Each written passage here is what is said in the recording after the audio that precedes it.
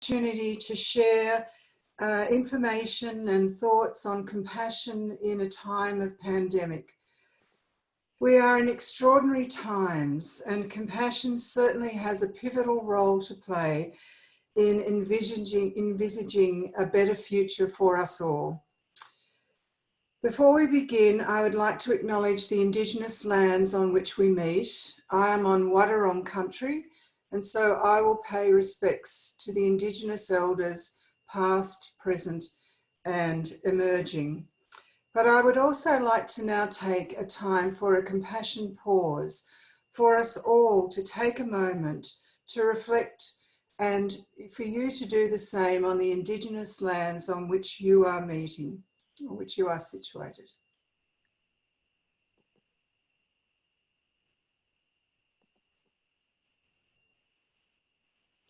My name is Lynn Reader, and I'm the National Chair of the Australian Compassion Council.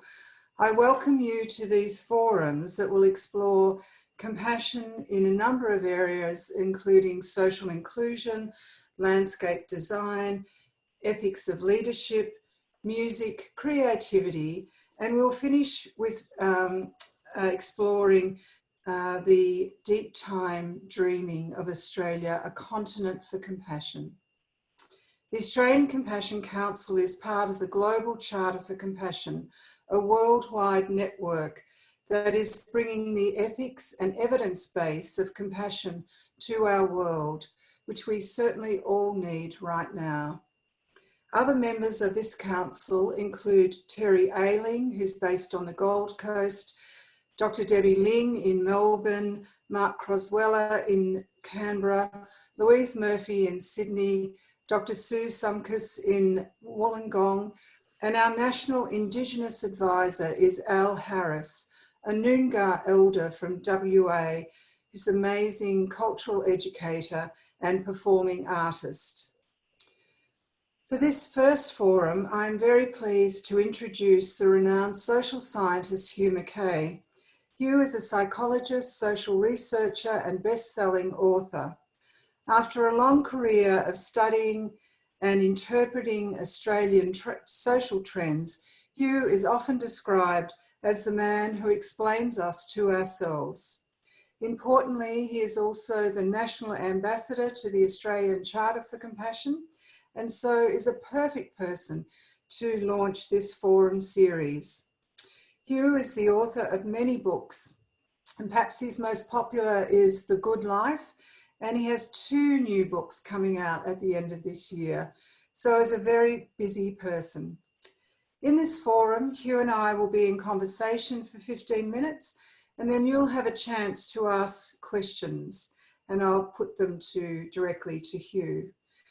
So HUGH, thank you so much for being here today. I know so many people who value your writing and words of wisdom, and certainly the words in your most recent book, Australia Reimagined, Towards a More Compassionate, Less Anxious Society, are exactly what we all need to be hearing right now. Because in this book you refer to the deeper work that compassion requires of us, noting that it's easy to be kind towards those we like, not so easy towards those we don't like. And you challenge us to respond to those we don't like by committing to the civilizing power of compassion.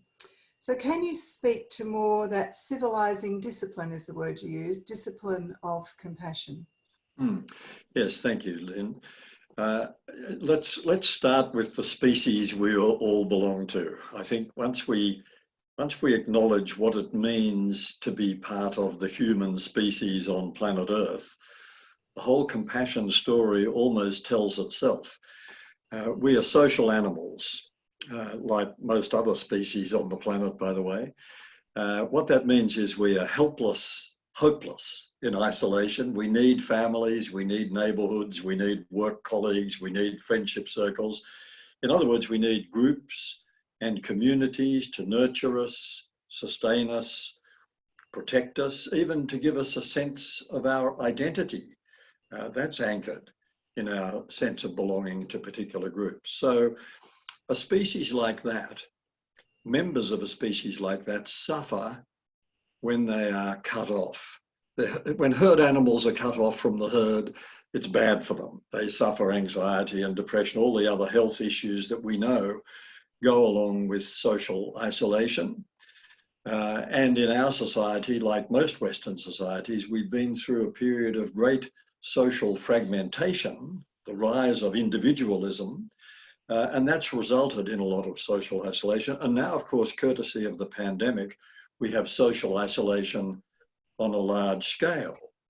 So we've really got two pandemics running at the moment, COVID-19 and a pandemic of loneliness.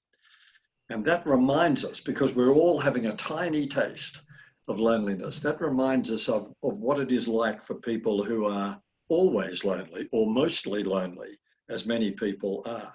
So that's the background. What's the most rational, sensible response we could make to that information, knowing that we are all utterly dependent on groups, communities, neighbourhoods, other forms of human circles?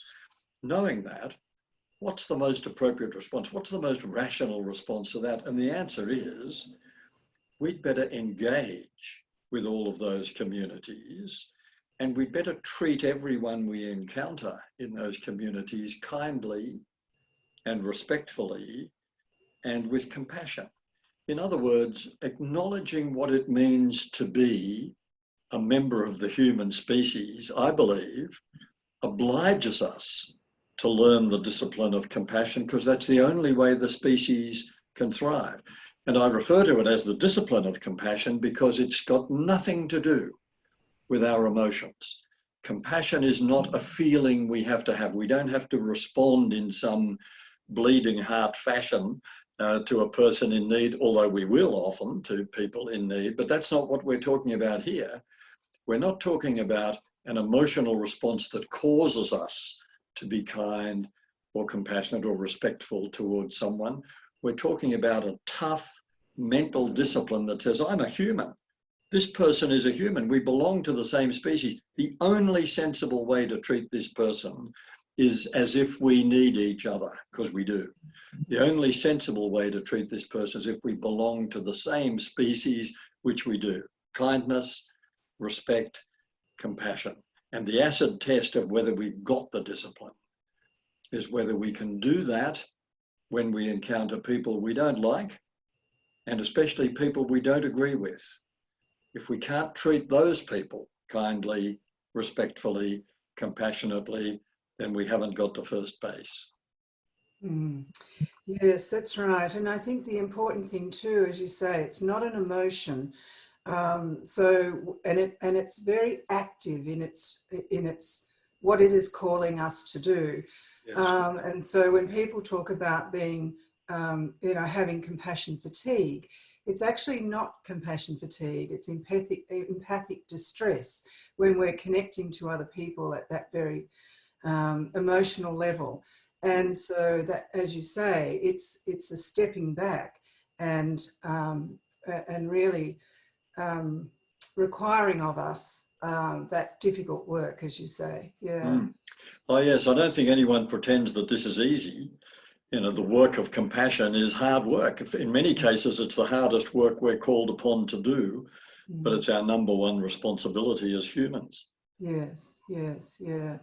And I think too, at a time when we're really appreciating our health and other essential service workers, when that's an easy thing for us to do, we can see they're helping us, it's wonderful. Perhaps unexpectedly, we're also valuing the crucial role that governments play in maintaining a functioning society. And but we don't want to leave that crucial work just to governments. So I wondered if you can talk about how we develop the communities and neighbourhoods capable of becoming real players in influencing and shaping more compassionate responses post-COVID-19 as we start to transition.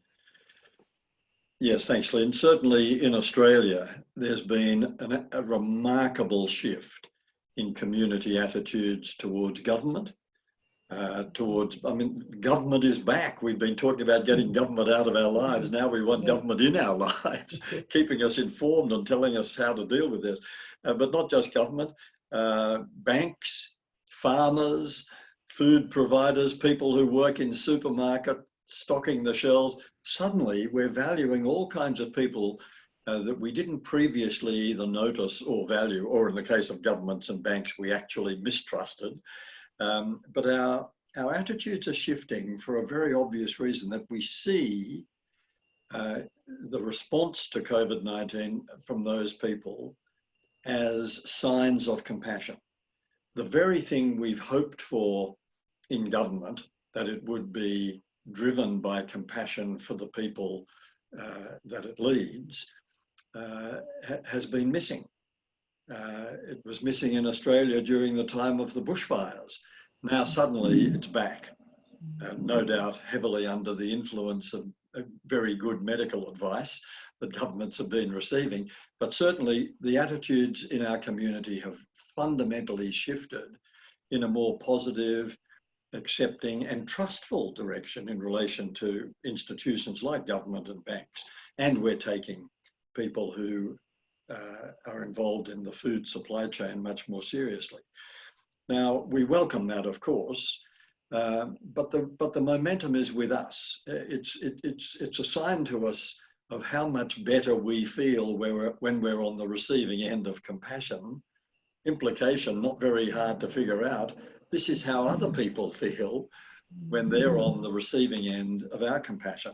I've been talking to a number of managers who, during COVID-19, have been managing their work teams from home and online. And several of them have said to me, I find, because a lot of people do have difficulty being socially isolated, cut off from the herd, so they don't just have their normal work issues to be managed, but they have emotional issues. And managers are saying, you know, I'm spending more time offering pastoral care and support to the members of my team. Now, I think that's a very important learning. We need to remember that we always, as managers, as leaders, but also as parents, grandparents, friends, neighbours, we do need to offer pastoral care and support, if that's what you want to call it, which is another way of saying compassion. Having experienced it in unexpected ways, I think there's a very powerful lesson to be learned.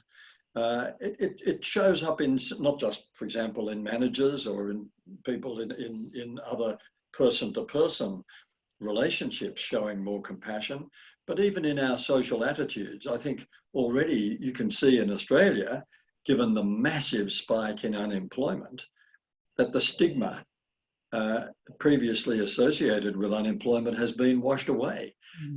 We are more compassionate, as we should be, towards people for whom there is no work through no fault of their own. I think in these ways, the pandemic is teaching us some very important lessons about the appropriateness of compassion as a response, not just to a crisis, but to normal life as well.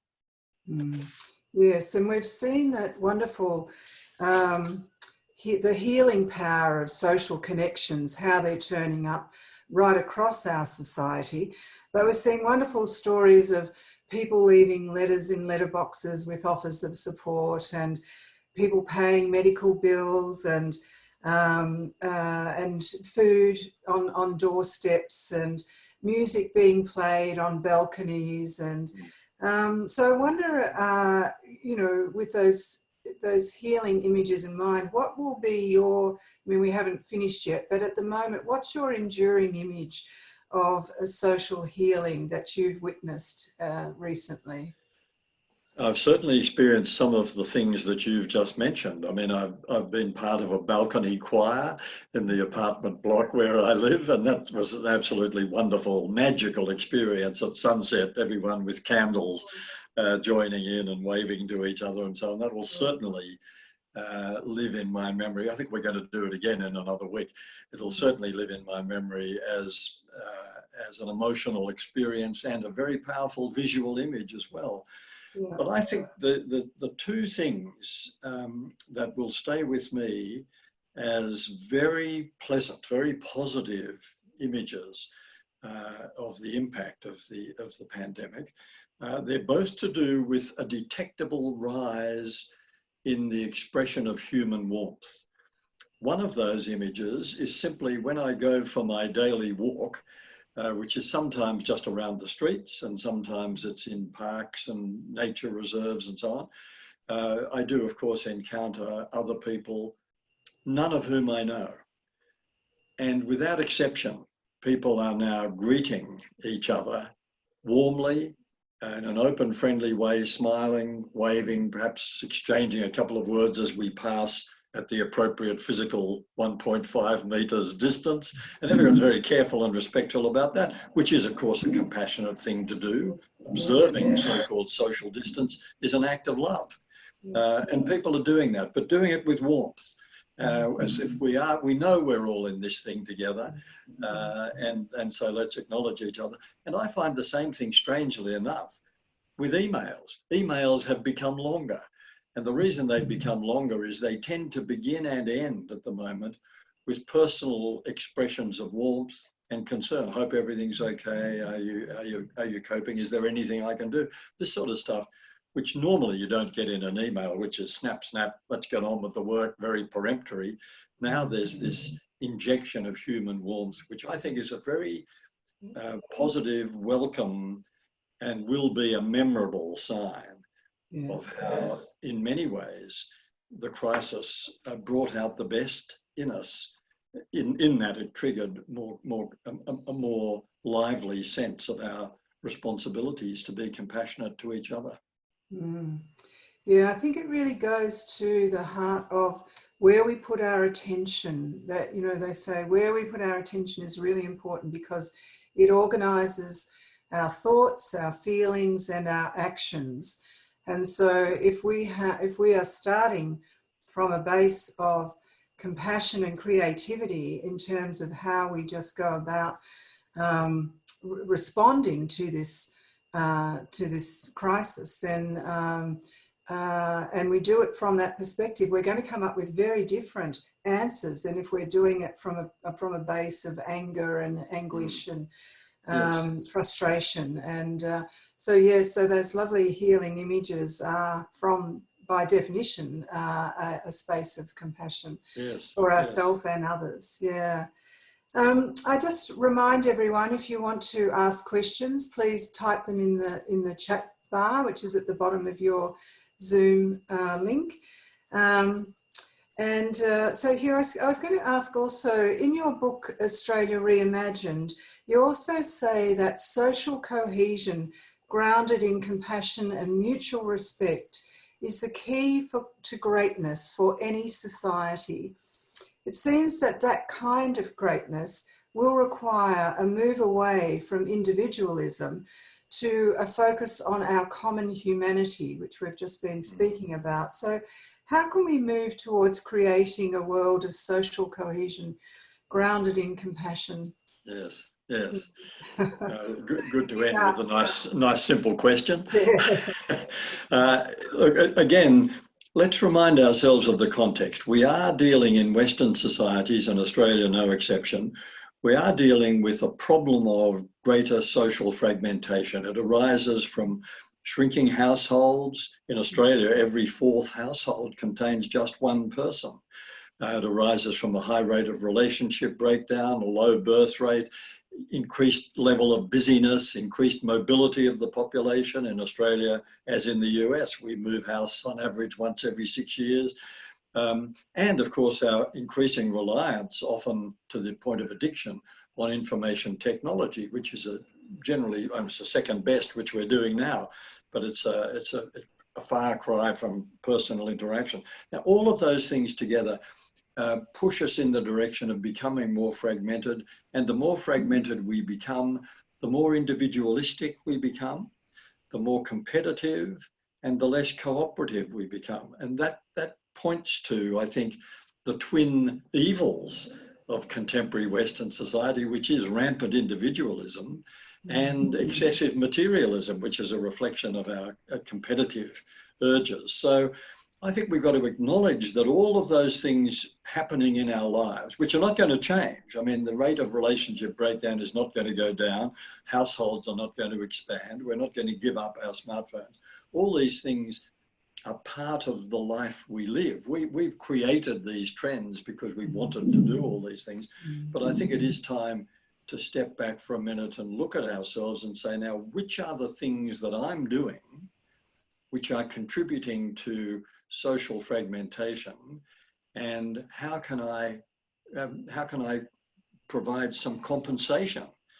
Even if I'm not going to give up my smartphone or remarry the person I'm divorced from or whatever it might be, there are things I can do to compensate for that.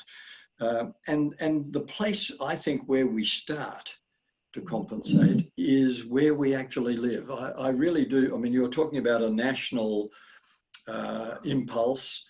The nation, the state of the nation starts in the street where you live. The state of our society is an aggregation of all the little neighborhoods that we all are part of. And I think the health of a nation can be best assessed by assessing the health of local neighborhoods. And I say that because the neighborhood is the one place in our lives where we are living among people we didn't choose to live among, unless you're one of those unusual people who interviewed everyone in the street before you moved into your house or apartment to see whether they were compatible. Most of us don't do that. So we move in, we look around, and there are all these strange people, and they're looking at the new neighbour who's just moved in to thinking he looks a bit weird. We're all a bit weird, that's all right, but that's what a neighbourhood is. People who accidentally find themselves in the same space. Here's how we start to transform a society in that street, in that apartment block, in that little neighbourhood. We start acting like neighbours. That doesn't mean we start acting like best friends. It means we show kindness, respect, compassion towards the neighbours, whoever they are. We live as if this is the kind of society we want to live in, street by street, and that's how it becomes that kind of society. Yes, yeah. I can see we've got some questions, Hugh. Steve says the goal of moving towards mutual respect is admirable. What is a simple mental checklist to help us achieve that, especially for those we are in some conflict with? So mutual respect, that sort of mental checklist to achieve that. I think it's a very short checklist, actually. I mean, we've got to say to ourselves, the emotional response I'm experiencing is negative. So there's the first point. Now I have to acknowledge this is a human. We are in the same place at the same time. We're all part of the same deal. And of course, there's conflict. Of course, there's resistance to my ideas. Of course, I might think of myself as a social democrat, but you might think of yourself as a libertarian. Well, that's all right. We're on the same political spectrum at different points, but we are on the same political spectrum. We are contributing to this society. So we've got to say to ourselves, I can feel the resistance. I acknowledge that you're a human. Now let's deal with the resistance. Great. And a question from Terry. Is it also possible that there will be the opposite trend to an ultra-individual anti-government attitude arising from economic impact, such as in Michigan? The answer to this question is obviously going to vary from culture to culture and from location to location. And I can only comment on the Australian perspective, where I think the signs are extremely encouraging that we will see a decline in individualism, an increase in our sense of ourselves as communitarians, the need to cooperate, even the extraordinary, in terms of the history of this government, the extraordinary generosity shown towards the unemployed as a short-term support. The community is not going to let us not going to let the government go back to where it was. We now, I think, have moved, and we're not going to move back. The reason I'm confident about that is in my years as a researcher, I've often spoken to older Australians who lived through the Great Depression. And what they say of their experience in the Great Depression is it was the making of them. It was a period of terrible deprivation and hardship and massive unemployment, much greater than now. And they say it really reminded us of how we needed each other. People in communities helped out, shared food, etc. It clarified our values. It reordered our priorities, and that never changed. And many people in that generation bemoan the fact that people in younger generations never had that kind of hardship to deal with. Well, now we do. And I think in the Australian context, we can confidently say that the pandemic is going to be a very clarifying experience for the values and priorities of another generation, particularly of young Australian adults. Mm. Yes, and I hope also that because the new evidence base of compassion is coming out of psychology and neuroscience, that we are learning much more about the importance of emotional intelligence in underpinning our ability to learn these skills. They are skills and we can learn them. So I think that that's another aspect to that might help with that, keeping the good communitarian aspects of this pandemic. And from Marilyn, what good news do you have to give to the global community? I think the only really good news for the global community is that there is nothing like a pandemic to demonstrate to us that we are all one, that we are absolutely interconnected. This is in the context of a disease telling us something that we know in a more spiritual way about humans on the planet, that we are all one, that we're all part of each other. That's why the cult of individualism is so nuts, and why it's such a shortcut to anxiety and depression and so on. We're not individuals. I mean, of course we are individuals in one sense, but the more important thing about us is that we absolutely belong to a species. We are part of each other, and there's nothing like a pandemic to remind us of that interconnectedness.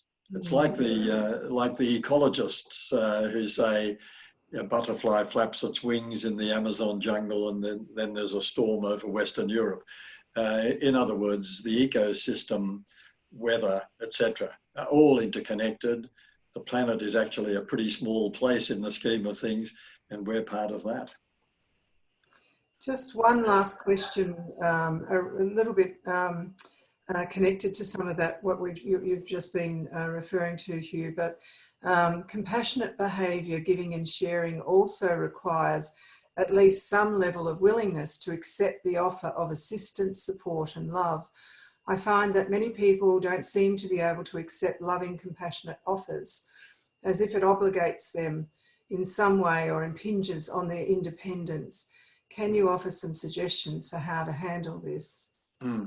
Yes, that's a really good point and a strong point for us to end our conversation on, I think, because it is true that when we've been through, as we have, a period of 25, somewhere between 25 and 50 years of rising individualism, in some countries more than others, one of the implications of that is not just that we are a bit more reluctant to give help, but we're also a bit more reluctant to receive help, because part of individualism, is just leave me alone, I'll get on, I'll paddle my own canoe, etc. So I think that the key here is to offer. We come back to the very first point we were discussing, Lynn, that compassion is not an emotional state.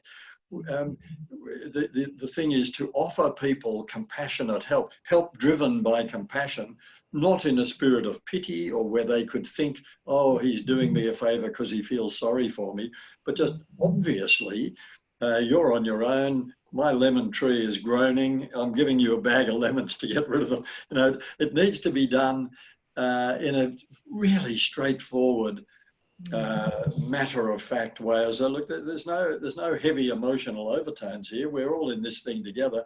Can I help you out? You know, I'm going to the chemist. Do you need some prescriptions made up, etc.? I think that's one reason why I keep emphasising that compassion is not emotional. It doesn't have to come across as some great emotional act that we're doing for someone because we feel sorry for them. Not at all. We're doing it. I'm doing it for you because you're part of me. And I have every expectation that when I'm in a spot of bother, you'll help me. Mm-hmm. Yes, that's right. I think the research says that there are three sort of barriers, or to compassion, and one is giving compassion to others, one is receiving it from others, and one is giving it to ourselves. And I think that self-care is also a really important component of our ability to connect with ourselves, and then from ourselves to others. So, yes, I think that's another benefit of self-isolation. There's been a lot more introspection going on, and I think a lot more people realizing they need to be a bit kinder to themselves, not run so hard, not live so fast, but accept this little pause as an opportunity to rethink the pace at which we live and the damage we do to ourselves. Yes, yes, yes. Thank you so much, Hugh. That's been such an enriching discussion and conversation to have. I always really value our discussions, and just wonderful. And as you say, just to remind people that if enough of us are prepared to act as if we're already living in these compassionate and connected communities, then they're the kind of communities we're going to create. And it's a wonderful message. Thank you. So thank you so much. Yeah, thanks, Hugh. And next week I'll be in conversation with Jenny Donovan. Jenny's a landscape designer, wrote the wonderful book, Designing the Compassionate City, Creating Places Where People Thrive. And she talks about the social infrastructure and the physical infrastructure coming together in that design. And it's, a wonderful, that'll be a wonderful conversation as well. Thank you, everyone, and see you next week. Thank you. Thank you.